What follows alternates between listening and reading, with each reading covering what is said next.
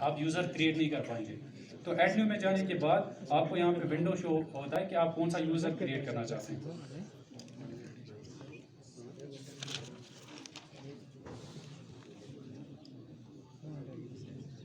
देखिए जो हम ईट मॉड्यूल आपको बता रहे हैं वो बेसिकली ये 3 ऑप्शंस हैं यहाँ पे, एक्सपेंडिचर, एडवांस एंड ट्रांसफर। ठीक है, बाकी जो भी आप ऑप्शंस देख रहे हैं लेफ्ट साइड में, ये एजेंसी को रेडी करने के लिए। ठीक है, यहाँ पे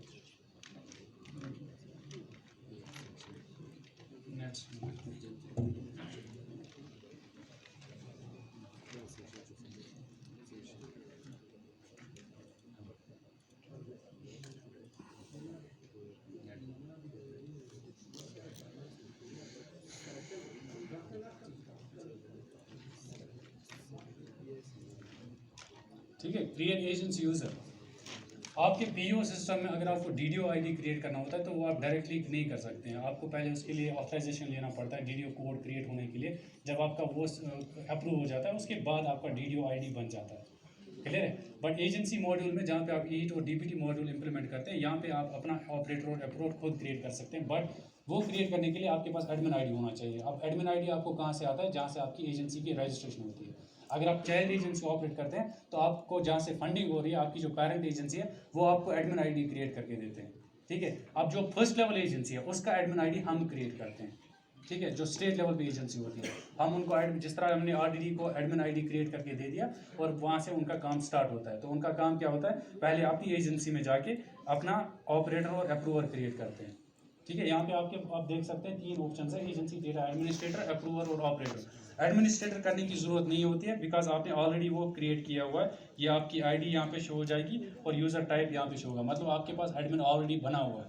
तो आपको एडमिन बनाने की जरूरत नहीं है। आपको पहला आप ऑपरेटर और अप्रूवर बना सकते हैं। पहले आप यूजर टाइप सिलेक्ट करेंगे एंड देन उनका first name, last name enter करेंगे और ईमेल आईडी एंटर करेंगे। नॉर्मली जो आप यहाँ पे जीमेल आईडी भी, जीमेल अकाउंट भी यूज़ कर सकते हैं या GOV भी या NIC मेल भी। ठीक है, बट यहाँ यूजुअली प्रेफर कर लीजिए ऑफिशियल ईमेल आईडी। और उसके बाद फ़ोन नंबर और मोबाइल नंबर आप ठीक दे दीजिए, क्योंकि अगर आप पासवर्ड पे भी भूल जाते हैं तो आप OTP आपका मोबाइल नंबर पे हो जाएगा।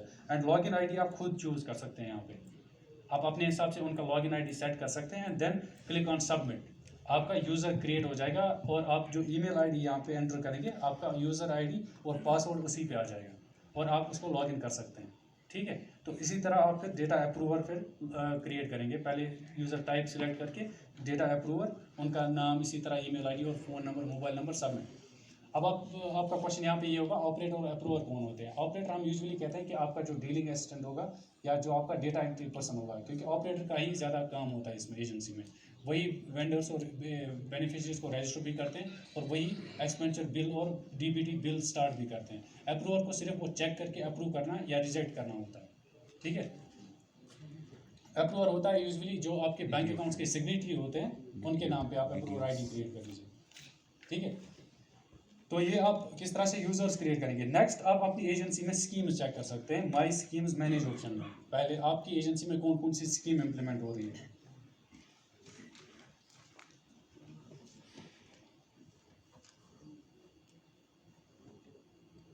ठीक है, जैसे हमने आरडीडी की इस एजेंसी में ऑलरेडी ग्रांट इन एड ये LA 106 ऐड किया हुआ है।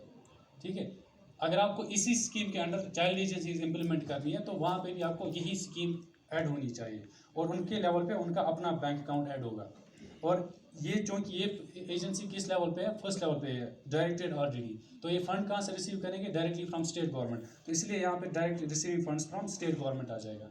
जो आपकी इंप्लीमेंटिंग एजेंसी है उनको यहाँ पे शो हो जाएगा, जो उनकी पेरेंट एजेंसी है उनका नाम। क्लियर है ये चीज़? Receiving fund from their own parent agency. तो इस तरह से आप अपनी एजेंसी में देख सकते हैं आपने कौन कौन सी स्कीम ऐड की है। अगर आपको चाइल्ड एजेंसीज आप रजिस्टर करनी है, आप चाहते हैं कि नहीं हम पूरे अपने लेवल पे ही पूरा खर्चा नहीं करेंगे, हम चाहते हैं कि हम डिस्ट्रिक्ट लेवल पे खर्चा करेंगे, तो आपको डिस्ट्रिक्ट लेवल पे चाइल्ड एजेंसी चाहिए। तो पहला स्टेप होता है कि आप डिस्ट्रिक्ट लेवल पे उस स्कीम के लिए बैंक अकाउंट ओपन कराएंगे और वंस आप बैंक अकाउंट ओपन करते हैं आपको यही एडमिन लॉग इन करना है और एजेंसी रजिस्ट्रेशन में जाना है आपको। ठीक है, एजेंसी रजिस्ट्रेशन में जाके आपको न्यू रजिस्ट्रेशन पे क्लिक करके उस चाइल्ड एजेंसी को रजिस्टर करना है। उस ऑफिस का डिटेल और जो बैंक अकाउंट आपने वहाँ पे ऐड किया हुआ है वो डिटेल एंटर करके आप उस ऑफिस को रजिस्टर कर सकते हैं। बट यहाँ पे मैंने आपको कहा था ज़रूरी नहीं है कि आप हर बार हर स्कीम के लिए एक नई एजेंसी क्रिएट करेंगे PFMS पे, बिकॉज अगर आप बहुत सारी एजेंसीज रजिस्टर करते हैं तो हर एजेंसी का अपना एडमिन होगा, अपना ऑपरेटर होगा, अपना अप्रूवर होगा, तो आपके पास बहुत सारी आईडीज आ जाएंगे। तो अगर आपका ऑफिस सेम है, स्कीम्स बहुत सारी हैं, तो आप एक ही एजेंसी को यूज़ कर सकते हैं, उसी में सभी स्कीम्स को ऐड कर दीजिए। बट अगर आपके डीलिंग हैंड्स अलग अलग हैं तो उनके लिए आप सेपरेट एजेंसी क्रिएट कर सकते हैं। बट कन्फ्यूजन ना हो, आप कितनी एजेंसीज का लॉगिन आईडी अपने पास याद रखेंगे, तो उससे अच्छा है कि आप सेम, अगर आपके पास ऑलरेडी कोई एजेंसी है आप उसी में स्कीम ऐड कर सकते हैं। तो एजेंसी रजिस्टर करने के लिए आपको पहले लेवल सेलेक्ट करना होता है। जैसे मैंने आपको कहा था कि हर स्कीम को इम्प्लीमेंट करने के लिए हम फंड फ्लो क्रिएट करते हैं। जैसे इस स्कीम का फंड फ्लो है, पहले डायरेक्टेड RDDA जो गवर्नमेंट से फंड ड्रॉ करते हैं, तो वो आगे फंड ट्रांसफ़र करते हैं डिस्ट्रिक्ट पंचायत ऑफिस को, लेवल कारगिल को। अगर आपको उस लेवल पे एजेंसी चाहिए तो हम उस लेवल पे यहाँ पे क्लिक करके चाइल्ड एजेंसी को रजिस्टर करते हैं। तो इसी तरह फिर वो अपने BDOs को रजिस्टर करेंगे, अगर वो आगे फंड ट्रांसफ़र करते हैं। BDOs फिर अपने सरपंच या पंचायत को रजिस्टर करेंगे। तो इस तरह से एक हायरार्की के थ्रू आपकी एजेंसी रजिस्टर हो जाएगी। बट हम इस स्कीम के थ्रू हम यहाँ पे एजेंसी रजिस्टर नहीं करेंगे, क्योंकि ऑलरेडी इनके पास एजेंसी हैं, तो हम उनकी एजेंसी में ही स्कीम ऐड कर लेंगे। तो अगर आपके पास भी वैसा ही केस आता है कभी, तो आप जा सकते हैं माई स्कीम्स में, रजिस्टर न्यू स्कीम ऑप्शन में। ठीक है, ये RDD के लिए भी बहुत ज़रूरी है, जो मैं आपको यहाँ पे दिखा रहा हूँ। आप किस तरह से ये स्कीम ऐड करेंगे यहाँ पे। रजिस्टर न्यू स्कीम में आप अपनी एजेंसी में एक और स्कीम ऐड कर सकते हैं, ठीक है, बट ये सिर्फ एडमिन ID से होगा, ऑपरेटर या अप्रूवर नहीं कर सकते हैं स्कीम को ऐड। तो इसके लिए आपको सिर्फ एडमिन ID लॉगिन करना है, एंड यहाँ पे आपको पहले स्कीम सेलेक्ट करना है। ठीक है, जैसे कोई भी स्कीम हम ले लेंगे यहाँ पे LA36, मान लीजिए इनको border area development scheme operate करती है, तो ये पहले स्कीम सेलेक्ट कर लेंगे, एंड देन आपके पास यहाँ पे 3 ऑप्शंस अवेलेबल होते हैं, आप फंड कहाँ से रिसीव करते हैं। यहाँ पे आपको ध्यान रखना है, आई will receive funds from directly from central government. ये कौन सी एजेंसी करेगी? जो डायरेक्टली सेंट्रल गवर्नमेंट से फंड रिसीव करते हैं। ठीक है, अगर आप बैंक अकाउंट ऐड करते हो और आपके बैंक अकाउंट में डायरेक्टली मिनिस्ट्री से फंडिंग होती है, तो आपको पहला वाला ऑप्शन सेलेक्ट करना है। बट अगर आपकी फर्स्ट लेवल एजेंसी है और आप स्टेट गवर्नमेंट की ट्रेजरी से ड्रॉ करते हैं, तो आपको सेकंड ऑप्शन सेलेक्ट करना है, आई will receive funds directly from state government. But अगर आप इम्प्लीमेंटेशन लेवल पे हैं, जैसे डिस्ट्रिक्ट लेवल पे हैं या ब्लॉक लेवल पे हैं, और आपके ऊपर कोई एजेंसी है जहाँ से आप फंड ड्रॉ करते हैं या रिसीव करते हैं, तो आपको थर्ड ऑप्शन सेलेक्ट करना है। ठीक है, और देन क्लिक ऑन सर्च।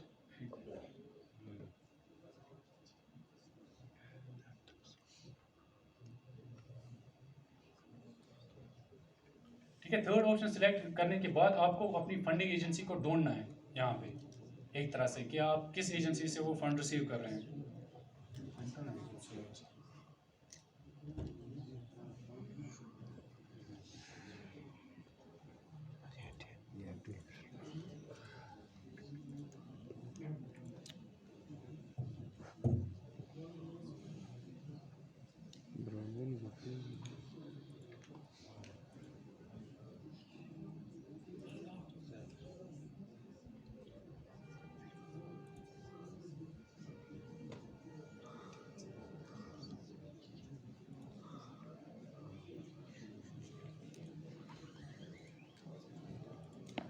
यहाँ तक किसी को कोई क्वेश्चन अभी तक?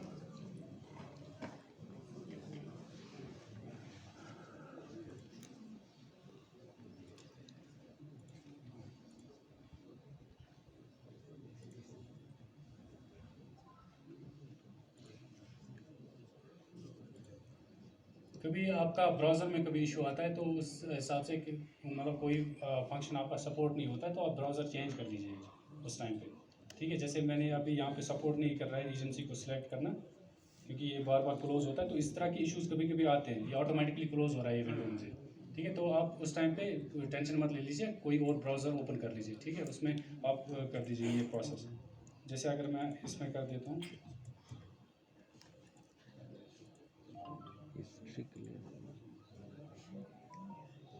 ठीक है, तो अकॉर्डिंगली ये कभी कभी ब्राउज़र भी सपोर्ट नहीं करते हैं। तो इसी तरह जैसे आप फंडिंग पहले स्कीम सेलेक्ट कर लेंगे, then I will receive funds from this agency. आपको उस एजेंसी को स्पेसिफाई करना है कि आप फंड रिसीव कहाँ से करेंगे। जैसे DPO कारगिल और DPO आप ये RDD की स्कीम ऐड करेंगे, तो उनके लिए फंडिंग एजेंसी रहेगी डायरेक्टेड RDD। ठीक है, वो लिस्ट में ढूंढ के उसको सर्च कर सकते हैं, या फिर उनका यूनिक कोड एंटर करके उनको सर्च कर सकते हैं, या उनके नाम से उनको सर्च कर सकते हैं। बट वो एजेंसी तभी सर्च हो जाएगी जब वो पहले वो स्कीम ऑपरेट कर रहे हैं। ठीक है, अगर उस एजेंसी में वो स्कीम खुद ऐड नहीं है तो आप उस एजेंसी को यहाँ पे सिलेक्ट नहीं कर पाएंगे तब। तो इसी तरह इसीलिए हम हायरार्की वाइज करते हैं, पहले फर्स्ट लेवल एजेंसी को स्कीम ऐड करना होता है, जब उसके पास वो अप्रूव हो जाती है फिर नेक्स्ट लेवल एजेंसी वही स्कीम ऐड करेंगे और फंडिंग एजेंसी फर्स्ट लेवल को सिलेक्ट करेंगे और उनको अप्रूव करके फिर थर्ड लेवल स्टार्ट कर लेगा। तो फंडिंग एजेंसी यहाँ पे सिलेक्ट करने के बाद मान लीजिए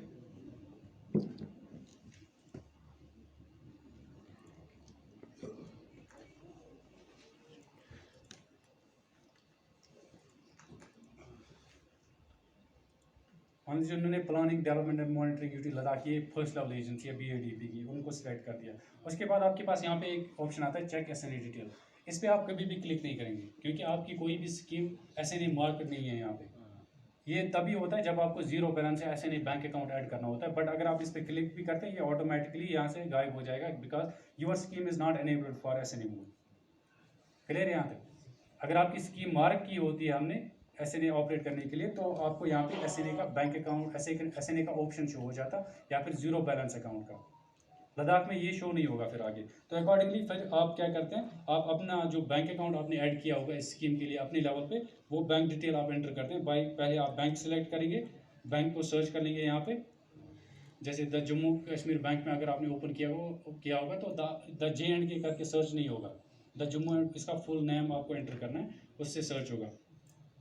बैंक सेलेक्ट करने के बाद आप ब्रांच सेलेक्ट कर सकते हैं यहाँ पे by using the IFSC code, आप अपनी ब्रांच को सर्च कर सकते हैं। उसके बाद आप यहाँ पे अकाउंट नंबर पूरा एंटर करेंगे, 16 डिजिट अकाउंट नंबर। अगर JK बैंक में, अगर स्टेट बैंक में तो उसमें कितना होता है सर 11 डिजिट। तो इसी तरह आप अपने ये यहाँ पे होता है agency name as per bank, मतलब आपने जो एजेंसी का नाम बैंक में दिया होगा उस बैंक अकाउंट का वो आपको एंटर करना है यहाँ पे, यानी कि आपका पासबुक नेम। ठीक है, उसके बाद ये ऑप्शन बहुत ज़रूरी है, agency account scheme component mapping. इसमें आप स्कीम के कंपोनेंट्स मैप करते हैं, जिन कंपोनेंट्स के लिए आपको फंडिंग होती है और जिन कंपोनेंट्स के लिए आपको एक्सपेंडिचर करना होता है। अगर आपकी ये स्पॉन्सर्ड स्कीम है तो ये कंपोनेंट्स ऑलरेडी आपके बने हुए होते हैं मिनिस्ट्री से ही, बट अगर आपकी स्टेट स्कीम है तो हम आपका वो क्रिएट कर देते हैं वो लिस्ट, ठीक है, अपनी ID से। तो अकॉर्डिंगली आप यहाँ पे बालक पे क्लिक करके इन कंपोनेंट्स को सेव कर लेंगे and then click on save. Save पे क्लिक करने के बाद आपका एजेंसी में स्कीम ऐड हो जाता है, बट अभी आप ये ऑपरेट नहीं कर सकते हैं, आपने सिर्फ स्कीम और बैंक अकाउंट ऐड किया हुआ है। ये रिक्वेस्ट चला जाता है जो आपने ऊपर फंडिंग एजेंसी सिलेक्ट की है, जब तक वो अप्रूव नहीं करते हैं आपका बैंक अकाउंट नंबर आप स्कीम को ऑपरेट नहीं कर सकते हैं तब तक। तो आप उनको हमेशा नोटिफाई कर लीजिए। वो डिपेंड करता है कि आपने किस लेवल को चूज़ किया। अगर आपने सेंट्रल गवर्नमेंट चूज़ किया है तो आपको PD को, मिनिस्ट्री को और नोटिफाई करना होता है कि हमने यहाँ से स्कीम ऐड किया, आप बैंक अकाउंट को अप्रूव कर दीजिए। अगर आपने स्टेट गवर्नमेंट को सिलेक्ट किया है तो आप हमें इंटीमेट करते हैं कि हमने स्टेट गवर्नमेंट रखा है, वो आप अप्रूव कर दीजिए क्योंकि वो हम अप्रूव करते हैं। बट अगर आपने किसी फंडिंग एजेंसी को सिलेक्ट किया है आपको उन्हें नोटिफाई करना है। जिस तरह से समग्र स्कीम है, यहाँ पे अगर ZDO लेवल पे स्कीम ऐड हो जाएगी वो CO से अप्रूव हो जाता है, ठीक है। तो इस तरह से सेव करेंगे तो आपकी एजेंसी में एक स्कीम ऐड हो जाएगा और ये भी एजेंसी एडमिन का ही रोल रहता है। इसके बाद आप बैंक अकाउंट अपना एक्टिवेट कर सकते हैं ई-पेमेंट मोड के लिए। PFMS पे आपके पास आप जो पेमेंट करते हैं बहुत सारे ऑप्शंस अवेलेबल होते हैं, डिमांड ड्राफ्ट, RTGS, चेक, पर उनमें से कोई भी मेथड आपको चूज़ नहीं करना है। वो मेथड सिर्फ इसलिए अवेलेबल है अगर आप कोई ऑफलाइन पेमेंट जो आपने पास्ट में कभी की होगी, इंटरनेट डाउन होने की वजह से या अभी उस टाइम पे आपने PFMS ऑपरेट नहीं किया होगा और आपको वो एक्सपेंडिचर शो करना है PFMS में, तो उनके लिए वो ऑप्शंस अवेलेबल है। बाकी जो आप फ्रेश पेमेंट करेंगे उसके लिए आप हमेशा ई-पेमेंट यूजिंग प्रिंट एडवाइस या e-payment using digital signature method choose करेंगे। बट उन दोनों मोड्स को यूज़ करने के लिए आपको पहले बैंक अकाउंट को उस मोड के लिए एक्टिवेट करना पड़ता है। तो पहले जो आप देख लीजिए कि आपने स्कीम कौन सी ऐड की है, जैसे LA 106 किया है इन्होंने ऐड। अब इस स्कीम के थ्रू जब इनको पेमेंट करना होगा पहले इनको वो स्कीम यहाँ पे एक्टिवेट करनी होगी ई-पेमेंट मोड के लिए। तो उसके लिए पहले आप कोड से अपनी स्कीम को सर्च कर लीजिए, ठीक है। अब उसके बाद आप डायरेक्टली सर्च पे क्लिक कर लेंगे तो PFMS ऑटोमेटिकली शो कर लेगा। अगर आपके पास ये स्कीम ऑलरेडी ऐड है और इसके लिए बैंक अकाउंट ऑलरेडी आपने ऐड किया हुआ है तो वो यहाँ पे आपको शो होगा अगर वो अप्रूव हुआ होगा फंडिंग एजेंसी से। तो आपको बैंक अकाउंट को सिलेक्ट करना है। आगे अकाउंट एक्टिवेशन टाइप में अब 3 ऑप्शन आ रहे हैं, internet banking, print advice, digital signature. जो आप यूज़ कर सकते हैं इस टाइम पे वो आपका ये है प्रिंट एडवाइस, ठीक है। इंटरनेट बैंकिंग आप तभी यूज़ कर सकते हैं जब आपने इंटरनेट बैंकिंग के लिए अप्लाई किया होगा उस गवर्नमेंट बैंक अकाउंट के लिए, जब आपके पास कस्टमर आईडी और पासवर्ड अवेलेबल होगा, तभी ये कर सकते हैं। ठीक है, डिजिटल सिग्नेचर ये आप सेंट्रल सेक्टर स्कीम्स में ऑलरेडी यूज़ कर रहे हैं। अगर स्पॉन्सर के केस में भी आपको यूज़ करना होता है तो उस केस में आप फिर यहाँ पे डिजिटल सिग्नेचर ऑप्शन चूज़ करेंगे। फिलहाल के लिए आप प्रिंट एडवाइस ऑप्शन चूज़ करेंगे and then click on submit. तो इस तरह से आपका बैंक अकाउंट एक्टिवेट हो जाएगा इस मोड के लिए। तो नेक्स्ट ये सिर्फ वन टाइम प्रोसेस है। नेक्स्ट जब भी आप पेमेंट करेंगे आपका इसी मोड के थ्रू पेमेंट हो जाएगा जिसमें आपका प्रिंट पेमेंट एडवाइस जनरेट होता है। ये जल्दी 1 या 2 मिनट में एक्टिवेट होता है फ्रॉम द बैंक। आपको बैंक को कंटैक्ट करने की ज़रूरत नहीं होती है। ठीक है, और इसके बाद आपको फंड्स रिसीव करने हैं। यहाँ पे आप थोड़ा सा ध्यान दीजिए। मैंने आपको कहा था कि डिपेंड करता है आप किस लेवल पे, आपकी एजेंसी किस लेवल पे ऑपरेट हो रही है, आपका फंडिंग उसी तरीके से होगा। अगर आप फर्स्ट लेवल पे है तो आप गवर्नमेंट से फंड रिसीव करते हैं, अगर आप नीचे किसी लेवल पे तो आप फंडिंग एजेंसी से फंड रिसीव करते हैं। तो माई फंड्स आप यहाँ पे देख सकते हैं, इसके बहुत सारे ऑप्शन हैं। पहला ऑप्शन है ओपनिंग बैलेंस। मैंने आपको कहा था opening balance this is only for that amount which is already live in the agency bank account, जो आपका अनस्पेंड बैलेंस है, और वो आपको फिर पीएफएमएस पे as an opening balance start करना होता है। ओपनिंग बैलेंस एक वन टाइम एंट्री है जिसमें आप सिर्फ वही अमाउंट दिखाते हैं जिसका पीएफएमएस पे कोई ट्रांजैक्शन रिकॉर्ड नहीं होता है। ठीक है, जो आपके पास ऑलरेडी अवेलेबल होता है बट पीएफएमएस के थ्रू आपने वो रिसीव नहीं किया होगा। नेक्स्ट जो आपकी फंडिंग होगी वो डिपेंड करेगा लेवल पे। अगर आप सेंट्रल सेक्टर स्कीम इंप्लीमेंट करते हैं और सेंट्रल गवर्नमेंट से डायरेक्टली फंड रिसीव करेंगे तो जब भी वो आपको फंड ट्रांसफर करेंगे वो आपको हमेशा इस ऑप्शन में शो होगा, रिसीव्ड फ्रॉम सेंट्रल गवर्नमेंट। ठीक है, यहाँ पे आप अपना स्कीम और बैंक अकाउंट सेलेक्ट करके सर्च कर लेंगे तो अगर आपकी मिनिस्ट्री ने आपको फंड रिसीव किया, ट्रांसफर किया होगा, वो आपको यहाँ पे शो हो जाएगा पूरा उसका रिलीज सेंक्शन। ठीक है, बट अगर आप सेंट्रल स्टेट गवर्नमेंट से फंड ड्रॉ करते हैं तो उसका आपको स्टेटमेंट ऐड करना पड़ता है, रिसीव फ्रॉम स्टेट गवर्नमेंट। ये सिर्फ मैं फर्स्ट लेवल एजेंसीज के लिए बता रहा हूँ, इम्प्लीमेंटिंग एजेंसीज के लिए ये ऑप्शन एप्लीकेबल नहीं है। ठीक है, क्योंकि वो स्टेट गवर्नमेंट या सेंट्रल गवर्नमेंट से फंड रिसीव नहीं करते हैं डायरेक्ट, ये सिर्फ फर्स्ट लेवल एजेंसीज के लिए। यहाँ पे हम जब भी गवर्नमेंट से, ये अलग ऑप्शन क्यों है यहाँ पे स्टेटमेंट, क्योंकि ये यूजुअली था कि हम ऑफलाइन में एडवांस विड्रॉल करते थे और जब आपका एडवांस विड्रॉल कंप्लीट होता था उसका स्टेटमेंट हम यहाँ पे ऐड करते हैं, add new fund from state government. यहाँ पे आप स्कीम सिलेक्ट करते हैं किस स्कीम के लिए आपने फंड ड्रॉ किया हुआ है, किस बैंक अकाउंट में वो ड्रॉ हुआ है, एंड आपका जो सैंक्शन ऑर्डर है या एडवांस विड्रॉल ऑर्डर वो आप यहाँ पे डाल देते हैं, एंड देन आपके किस डेट पे वो अकाउंट में क्रेडिट हुआ है एंड टोटल सैंक्शन अमाउंट कितना है जो आपके बैंक अकाउंट में क्रेडिट हुआ है, एंड देन इंस्ट्रूमेंट टाइप, किस इंस्ट्रूमेंट मोड से आपने ड्रॉ किया हुआ है। अब बाकी स्टेट्स में जब भी एडवांस विड्रॉल होता है वो ऑफलाइन में ही होता है। ठीक है, बट लद्दाख के केस में आपका ऑनलाइन ट्रांसफर हो जाता है। जब आप पीडी से सैंक्शन जनरेट करते हैं, इंट्रा गवर्नमेंट ऑथराइजेशन सैंक्शन या यूटी स्कीम्स के केस में आप डायरेक्टली सैंक्शन क्रिएट करते हैं और आप नीचे ट्रांसफर सिलेक्ट करते हैं और एजेंसी को सिलेक्ट करते हैं तो वो थ्रू आरटीजीएस आता है यहाँ पे।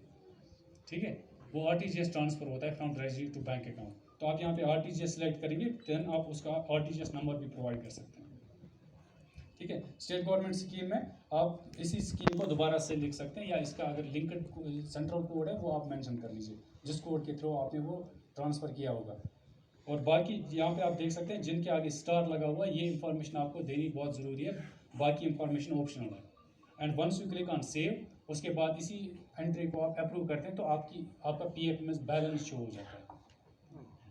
आप सोच रहे होंगे कि ऑटोमेटिकली रिफ्लेक्ट क्यों नहीं होता। आपके बैंक अकाउंट में अगर अमाउंट अवेलेबल है और आप रजिस्टर करते हैं पीएफएमएस पे और या आप फंड रिसीव करते हैं किसी सोर्स से तो पीएफएमएस पे वो शो होना चाहिए ऑटोमेटिकली, ऐसा क्यों नहीं होता है। ठीक है, ये कॉमन सा क्वेश्चन होता है। ठीक है, पीएफएमएस पे आपका बैंक अकाउंट रजिस्टर होता है बट ऐसा नहीं है कि आपका अमाउंट ऑटोमेटिकली रिफ्लेक्ट होगा। इसके बहुत सारे रीजंस हैं। फर्स्ट ऑफ ऑल मोस्टली आप जैसे आपको सर ने भी बता दिया था, यहाँ पे कुछ इश्यूज आ रहे हैं। आप एक ही बैंक अकाउंट मल्टीपल स्कीम्स के लिए ऐड करते हैं तो आपके बैंक अकाउंट में बहुत सारी स्कीम्स का अमाउंट अवेलेबल होता है या किसी और सोर्स का भी अवेलेबल होता है। अगर ऑटोमेटिकली आपका अमाउंट शो होने लगेगा पीएफएमएस पे तो आपको वो पूरा अनस्पेंड बैलेंस पे शो हो जाएगा हर स्कीम के लिए। आप समझ रहे हैं मैं क्या बता रहा हूँ। जैसे आपके पास 2 स्कीम्स हैं, समग्रा और मिड डे मील, आपने एक ही बैंक अकाउंट उसके लिए ओपन किया है तो उसी एक बैंक अकाउंट में समग्रा के का भी अमाउंट है, मिड डे मील का भी अमाउंट है। तो जब आप वो बैंक अकाउंट ऑन बोर्ड करेंगे समग्रा के लिए, उसमें मिड डे मील का भी अमाउंट शो हो जाएगा और मिड डे मील के केस में समग्रा का भी बैंक अमाउंट शो हो जाएगा। तो उससे मिनिस्ट्री को बाइफिकेट करना मुश्किल हो जाएगा। तो इसलिए आपको मैन्युअली बैलेंस शो कराना पड़ता है एट द फर्स्ट लेवल। नीचे जब आप फंड ट्रांसफर करेंगे चाइल्ड एजेंसीज को, उनको पीएफएमएस के थ्रू ही वो ऑटोमेटिकली शो हो जाएगा। बट वो तभी शो होगा जब वो PFMS के थ्रू आप ट्रांसफ़र करेंगे। क्लियर है ये चीज़? और उन एजेंसीज़ को वो फंड कहाँ पे शो हो जाएगा? माई फंड्स में जाके रिसीव्ड फ्रॉम अदर एजेंसी। जब भी आपको पेरेंट एजेंसी से फंड रिलीज हो जाएगा थ्रू PFMS, उसका स्टेटमेंट आपको यहाँ पे शो हो जाएगा। जब आप स्कीम सेलेक्ट करेंगे और बैंक अकाउंट सेलेक्ट करेंगे, देन क्लिक ऑन सर्च, तो नीचे आपको वो रिलीज नोटिफिकेशन शो होगा। ये बहुत सारी एजेंसीज को पता ही होगा, जैसे समग्रा के अंदर आपको आपके CEO से अगर आपको फंड ट्रांसफ़र होता है तो आपको वो यहाँ पे शो होता है। ठीक है, तो इस तरह से आपके पास फंड्स अवेलेबल होते हैं। तो एजेंसी एडमिन का मेन रोल यही रहता है, और इस तरह से वो एजेंसी को रेडी करते हैं for the future expenditure.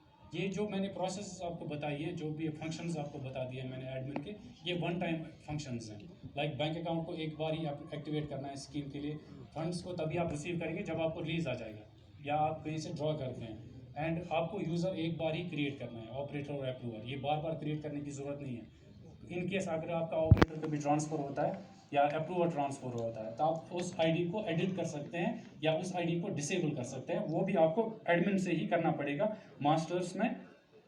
Masters users manage, इसमें दो मास्टर्स हैं। पहला वाला मास्टर मतलब इसमें मत जाइए, इसमें ड्राइंग लिमिट हम सेट करते हैं SNA वाली स्कीम्स का। आपको सेकंड वाला मास्टर ऑप्शन है मास्टर्स यूजर्स मैनेज, में आप अपने यूजर्स को मैनेज कर सकते हैं।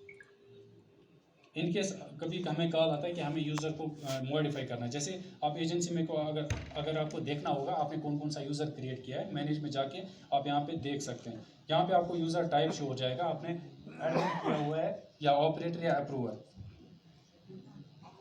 ठीक है, अगर आपको आईडी को एडिट करना होगा या डिसेबल करना होगा तो आपको एडिट पे, यहाँ पे आईडी पे क्लिक करना है।